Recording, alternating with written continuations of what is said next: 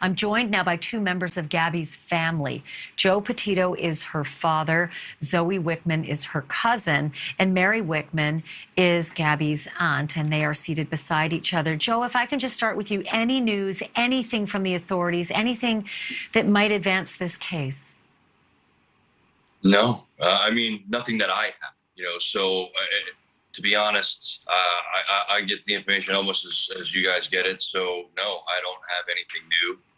I got some new frustrations based on a statement that was made, but all that comes second because we don't have Gabby, and we're still on job number one, and that's get Gabby. Right? So we haven't lost focus of that, and that's something we're still spearheading. We got to get her home safe, and we'll look at all the rest of the stuff when that comes to it, because that stuff was on the 12th, and now we know we had contact with her on the 25th. So that still doesn't help me get to my objective. And the objective, obviously, is to try to find out anything that might be possible, just in terms of what the last contact her fiance had with her was, and there's just nothing coming from them. To that end, Joe, you and Gabby's mom, combined families now, released a public letter to the Laundrie family, and this is what you wrote. You said, Gabby lived with you for over a year. She was going to be your daughter-in-law. How can you keep her location hidden? Please, if you or your family has any decency left, please tell us where Gabby is located. Tell us if we're even looking in the right place. Joe, the only word that we publicly have heard after that letter came out publicly was Cassie Laundrie, just with that very quick clip that we aired for ABC saying we just wish that she'd come home safely. We loved her too. How did that land with you? It actually made a lot of sense, and it brings the things to light because we've been looking for Gabby for how long, and they've known that Brian's been there since the first. So if she was, that was a very nice, well-written statement, but it does explain if that's that family's version of love, to just ignore and not care that someone's gone. And people are looking for them, and the entire country's looking for them. That explains how we got to where we are today. Because, look at their version of what they call love. So, where was she? It's just bizarre to see this. Just to see no response to this extraordinary letter that you sent out. I want to play one more moment from that body cam video. This is Gabby, visibly upset, saying that she needed to calm down. And it might give some insight as to her state of mind at that time that she had that run-in with the police. Have a look at this. You want to tell me what's going on? Yeah, I don't know. It's just some days I have really bad OCD, and I was just cleaning and straightening up the back of the van before, and I was apologizing to him and saying, I'm sorry that I'm so mean, because sometimes I have OCD and sometimes I just get really frustrated. Not like mean towards him, I guess my vibe is like I hear him be like in a bad mood, and I was just saying, I'm sorry if I'm in a bad mood. I've just been really stressed. I had so much work I was doing on my computer this morning. What do you do for a living? Well, I used to work at an organic juice bar, but I just quit my job.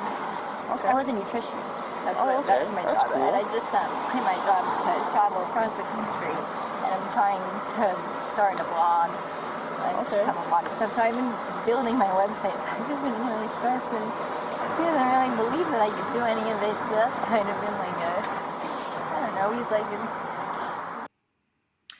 Mary and Zoe, I know that the FBI has asked the family not to discuss Brian and Gabby's relationship. I can understand that there may be reasons that are very important for this investigation. But is that the Gabby that you know in that video? No, I don't know. I've always known Gabby to just be so kind and caring. She really was just a free-spirited minded. She was always happy. She literally lived in the middle of the desert, and she lived in a tent, and she was still always happy. I've never seen her cry, anything like that. Stressed out. Yeah, I've never seen her stressed out like that. So, Joe, what do you make of that moment that you saw her? Try to just describe for me if that's a completely different person than someone you know who says that she's got, OCD and mental illness. She likes to have things clean. So you can call it OCD or not, whatever you want. Sorry, but it doesn't help me. We can discuss it all we want. If you want to sit here and go back and forth with it, that's fine. But it still doesn't help. That incident was on the 12th. We've spoken to her 2 weeks after that, and now and even after that, she's gone. So again, objective one, is finding her, and then we can figure out all the other stuff that she was trying to talk to in that video. Because I'll tell you, trying to make sure your place is clean. And she liked to have things methodical, and you got to apologize for being in a bad mood when you're in a band, for how many months? Listen, things can get a little testy from time to time. I don't know what happened. I don't know what started it. I wasn't there. I can't tell you. And based on a video from like that, I can't tell you it just breaks my heart. I don't want to see it.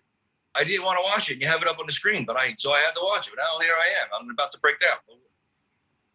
It is what it is. I mean, we still got to focus on finding Gabby. If you could put the 1-800 number for the tip line up there, that would be awesome. We will. Remind me what it is, Joe, if you have it offhand, and we'll get it up on a graphic for you. 1-800 FBI tips. Okay, 1-800 FBI-TIPS. We'll continue to remind the viewers about that. In the meantime, is there anything else that any of the three of you would like the viewers to know that might be helpful in trying to find Gabby? I don't. She's got tattoos. She's got she's lost. She's hurt, and we got to help her. That beautiful girl right there that you see on your screen, that's her cousin. That's Zoe, and she loved her very much. And we got to bring her home so we can be a family again. Well, we'll continue to watch for this. We're putting up that poster right now. It's 1-800-FBI-TIPS. If you've seen Gabby, if you recognize her, if you know anything about this, if you recognize those tattoos. Joe Petito, Zoe Wickman, Mary Wickman, thank you to all three of you.